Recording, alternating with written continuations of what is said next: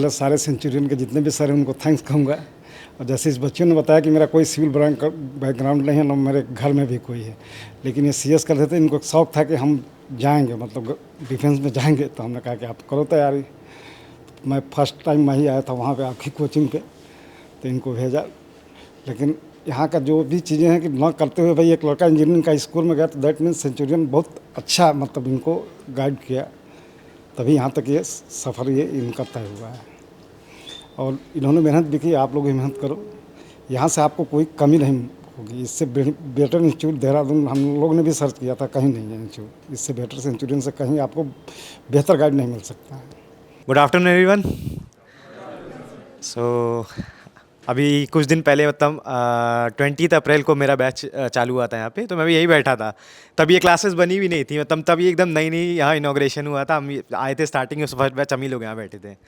तो हम लोग आए, तो मैं बताता हूँ पहले मैं यहाँ आया कैसे था।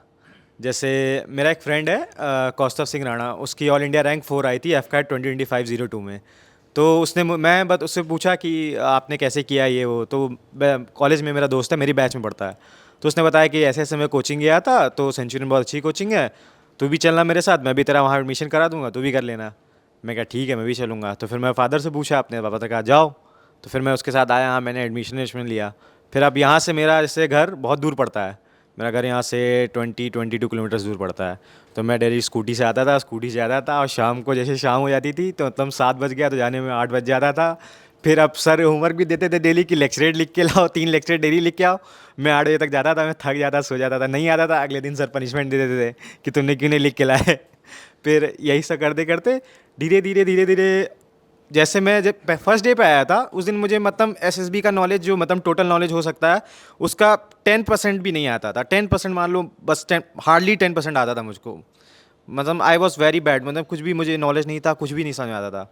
फिर आफ्टर डैट क्या हुआ कि मैं यहाँ आया, फर्स्ट डे पे हम लोग का शायद PPT, हाँ फर्स्ट डे पे PPT हुआ यहीं बगल की क्लास में। तो मैं ब्लैंक, मुझे क्या पता कैसे क्या लिखते हैं, मुझे लगा पिक्चर है, पिक्चर के बारे में कुछ लिखना होगा, मैंने पिक्चर के बारे में लिख दिया जैसे जैसे लिखा जाता है। फिर सर ने बताया कि नहीं ऐसे नहीं होता है, ऐसे लिखा जाता है, ये डिफरेंट प्रैक्टिसेस हैं, ये बॉक्स भरने होते हैं, ये करना होता है। तो धीरे धीरे करके इम्प्रूवमेंट आता गया। कवि सर हम लोग के GTO थे, तो हम लोग को ग्राउंड ले जाते थे, वहाँ पे भी सर बहुत वो कराते थे, मेहनत कराते थे, बार बार इंडिविजुअल ऑब्स्टिकल कराई सर ने, PGT की ट्रिक्स। सर मतलब सर ने जो बताया कि ऐसे ऐसे करना, ब्रह्मास्त्र दी सर ने वहाँ पे हम लोग को जाने से पहले कि ऐसा ऐसा करना, ठीक है। वहाँ पे गया और मेरी बात लिटरली मानो, मतलब अगर फर्स्ट अटैम्प्ट, जैसे मैं फर्स्ट अटैम्प्ट निकाला, बहुत चीज़ें वहाँ पे आसान थी क्योंकि बच्चे वहाँ पे बिना किसी तैयारी के आ जा रहे थे, तो उन्हें समझ नहीं आ रहा था। और वहाँ पे हम जैसे गए थे तो तैयार थे, तो हमारे लिए चीज़ें बहुत ऐसे केक वॉक था, कैसे कुछ भी मुश्किल नहीं था एकदम। यहाँ से ये करना है, यहाँ से यहाँ पे PGT में प्लैंक लगाना है, ये करना है, लेक्चरेट में बोलना है या कुछ भी बोलना है, तो बहुत आसान लग रहा था। और इन कंपैरिजन टू जो अदर कैंडिडेट्स है वो भी मतलब कुछ अच्छे थे, लेकिन मेजॉरिटी ऑफ जो लोग थे मतलब, तो इनकी तैयारी उतनी अच्छी नहीं थी, मैं कहना चाहूँगा। और जैसे हम जिस हिसाब से तैयारी हम लोग करके गए थे, वो उसके हिसाब से मेरा सिलेक्शन हो गया। कर्नल आदित्य पुजीराज सर यहाँ रहते भी नहीं है, शायद वो दिल्ली में रहते हैं। तो वो आए थे हम लोग के लिए, हम लोग 4 डेज़ और 5 डेज़ का साइक क्लास चला था। पहले दिन साइक दिया लिख के, डोजियर पूरा 16 पन्ने का। तो सर ने देखा, कह रहे ये तो पूरा बर्बाद है। कह रहे ये तो बर्बाद डोजियर है, इससे कुछ नहीं हो पाएगा। तो फिर सर ने बताया एक एक करके सबको। लास्ट में सर जिस दिन आखिरी दिन जाते हैं रूम में बुलाते हैं, इंटरव्यू रूम में बताते हैं कि कैसे कैसे क्या। तो सर ने कहा कि अंदर तुम्हारे बात है वो, यू हैव दैट, बट अभी बहुत ज़्यादा प्रैक्टिस की ज़रूरत है, क्योंकि 5 दिन में तुम कुछ सीख नहीं सकते, बस ये तुमको गाइडेंस मिल सकता है।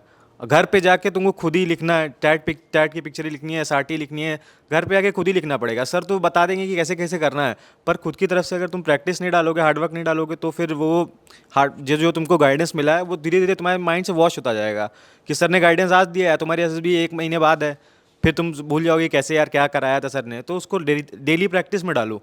कि अभी मुझे मोस्टली लगता है कि अभी तुम लोग शायद या तो कॉलेज परस्यूइंग होंगे, तो पास आउट हुए होगे ज़्यादातर लोग।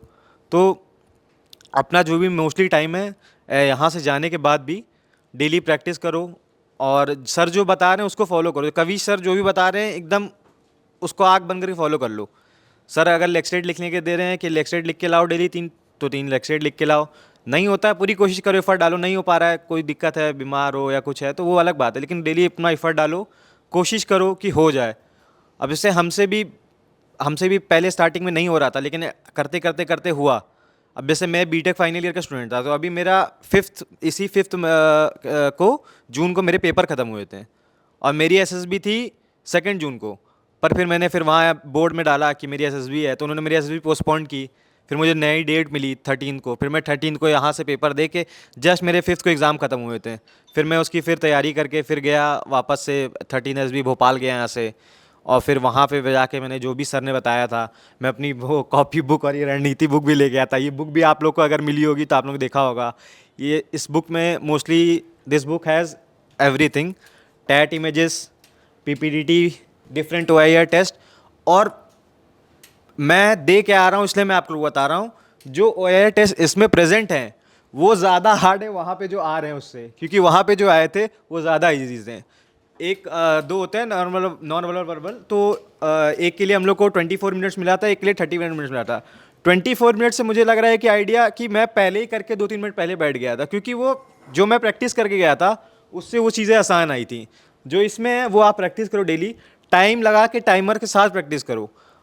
ये ज़्यादा मुश्किल है, मेरी बात मानो, और वो ज़्यादा इजी है।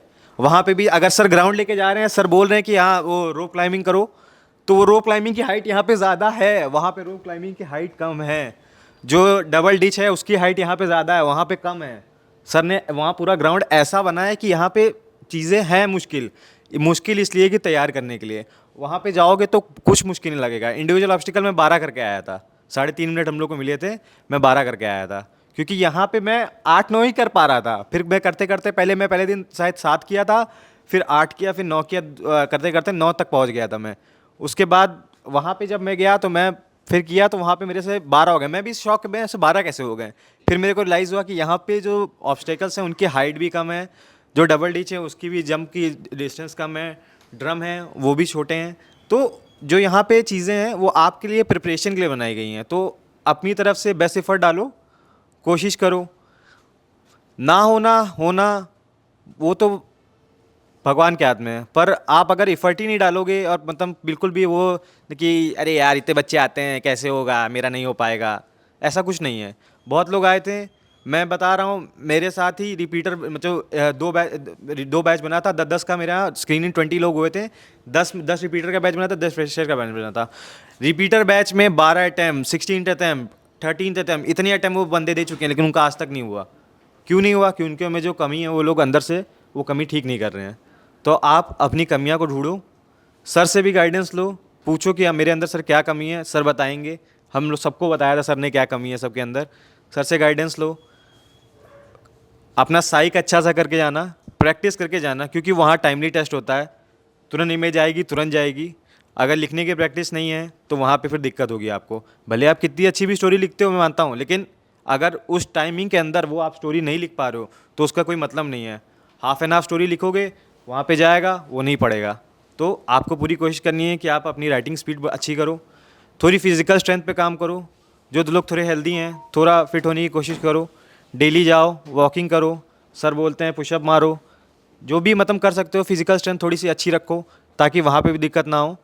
क्योंकि एट द एंड ओवरऑल सब चीज़ों का एवरेज मिला के ही आपको वहाँ पे रिकमेंड किया जाएगा। बस मैं इतना ही कहना चाहूँगा। और thank you to Centurion defence academy, thank you to every teachers, and special thanks to Kavish sir, and best of luck to all. Throughout this journey, he was here with me. The basic thing, like day one, okay, and day one will be initial 3 days. Like I had noticed that extremely raw, like kuch nahi pata, totally vague. Okay, like some of you have some ideas from YouTube and basically a little bit wrong idea. He was an empty vessel, and which I feel is really good if you are an empty vessel. Okay. Because if you have already trained wrong manner, then the tasking becomes a little more challenging, because you need to first detrain yourself, get rid of the wrong info, and then absorb the new info. So in his case, that it was that, I'll say that it was like proper sponge. होता है ना भाई, जो ज्ञान मिल रहा है सब सोख लेना है. Okay. Now, like it said be that, challenging, yes, challenges. See, understand, फौजी बनना आसान नहीं है. Okay, you have to face the challenges. Train hard, fight easy. ठीक है, तो अभी आपके जो आपका चल रहा है, you have to train hard. So when you go there it feels यार it's a piece of cake, it's a game that you enjoy the process, you start enjoying it.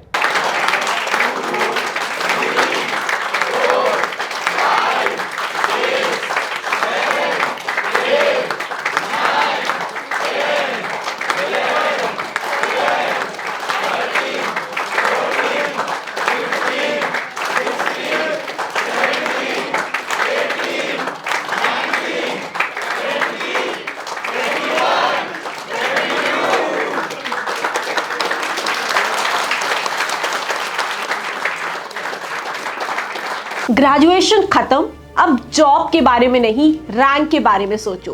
Combined defence services examination सिर्फ एक exam नहीं है, ये एक strategic battle है. English, mathematics, GS and SSB interview, ये सब सही गाइडेंस के बिना टफ हो जाता है. Centurion Defense Academy, producer of all India rank 1, 2 and 3 with expert faculty and officers training academy के non mathematics batches के साथ में IMA, INA, AFA and OTA focused preparation के साथ bilingual method में आपको कराएगी आपके सपनों की तैयारी. एक ही रूफ के नीचे A to Z preparation. Are you ready? Job मत ढूंढो, choose a life less ordinary. जय हिंद.